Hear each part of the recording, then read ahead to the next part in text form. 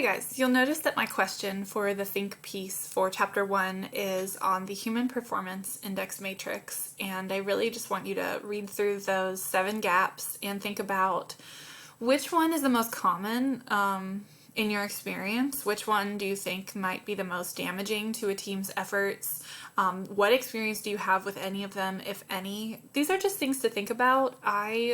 Just full disclosure, these videos are not going to be any kind of gotcha moments where if you didn't watch the video, you're not going to be able to answer any of the quiz questions. The quiz questions come straight from the textbook. The purpose of these videos is just to supplement your understanding of the course concepts. So 100% I want you to watch them all. I'm going to try to keep them all under 5 minutes. But just so you know, if you're struggling for time, you can take the quiz after reading chapter 1 or whatever chapter you're on, and then you can come back and watch these videos. So I just want you guys to know that. Okay, so for this video, I want to talk about Gap 2 of the Human Performance Index Matrix. Gap 2 says, well, really it asks, does the team have a gap in terms of motivation? And in this case, I think it's really interesting and noteworthy that not only is it asking about equal levels of motivation, but also appropriate levels of motivation. So first of all, and I think that this actually doesn't matter as much, but are all of the team members equally motivated? In a group, I don't think you're ever really going to get 100% equal levels of motivation, and so you might think, well, were we all, for the most part, equally motivated? I think really, though, what matters is, do all the team members have appropriate levels of motivation? I think there are 2 inappropriate levels of motivation. I'm not really sure inappropriate is the right word, but there's 2 levels of motivation that are, I think, really damaging to a group. Now, with that being said, before I tell you what I think, before I tell you that thing about what I think, I'm going to tell you something else about what I think. But I do not think that Gap 2 is the most damaging gap.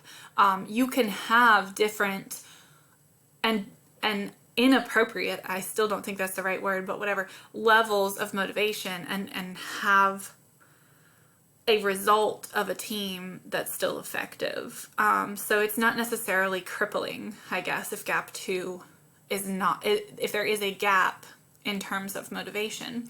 But what I do think, okay, so the 2 types of appropriate levels of motivation that I think are the most damaging if we're talking about this gap.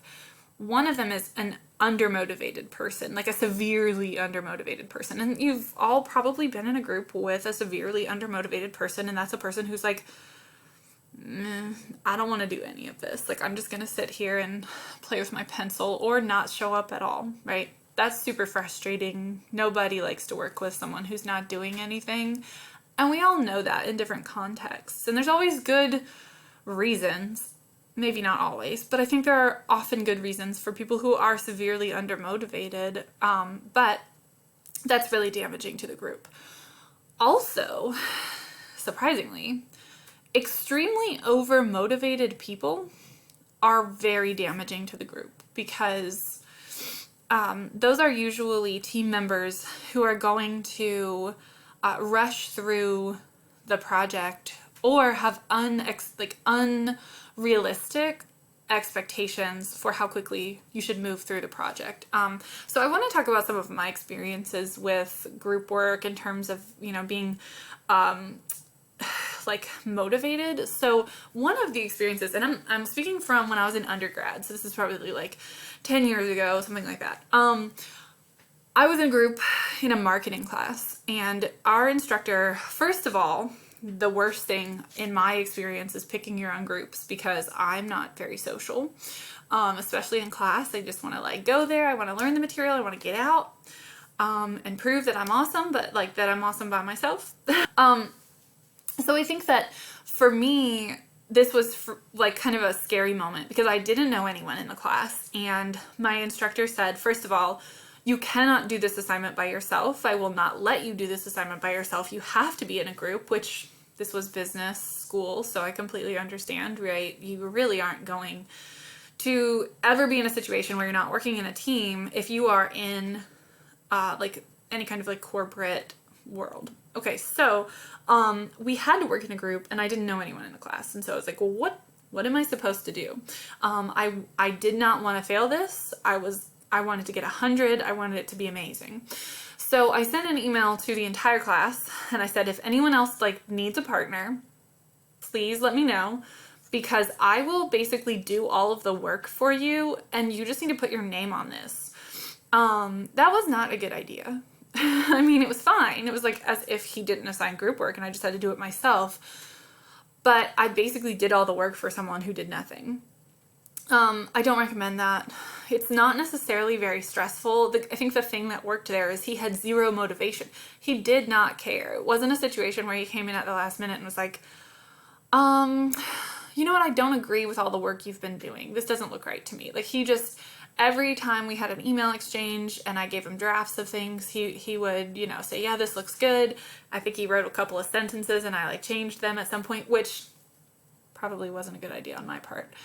Kind of rude, but it was the situation that we were in. And so we did not have the same level of motivation. I think, you know, he was undermotivated, but he was motivated to be in the group by the fact that I said I would do all the work, which was that was on me, right? The other example, and I write less about this because it's the one that I feel the worst about, is a time when I was severely undermotivated. So this was my senior year of college. I was taking 6 classes. I was in a business class and I hated my instructor. And this was my capstone class, so I had to pass. One of the things that our instructor said to us was, you don't all have to have the same amount of participation when you give your speech. So it was like a group project. We had to research something. I think actually we had to like suggest a proposal for Blockbuster and what Blockbuster could have done differently so that they didn't go out of business.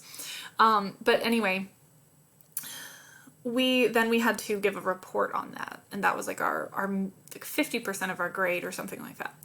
So I didn't like the class. I didn't like the instructor. I just wanted to graduate. I knew that even if I was doing so well in all of the individual assignments, that even if I didn't do very well on this group project, I would pass the class, I would graduate, it wouldn't really be a big deal.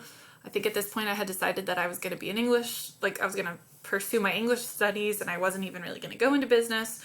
And so anyway, I like showed up late to all the group meetings. I think I skipped some.